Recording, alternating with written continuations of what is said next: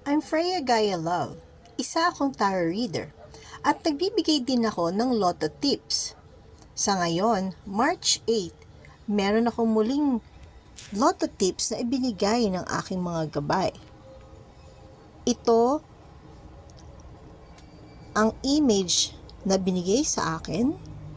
Tignan nyo kung ano ang numbers na makikita nyo. At yon ang itaya sa loto for 3 days. Good itong image na to para sa Lotto Tip.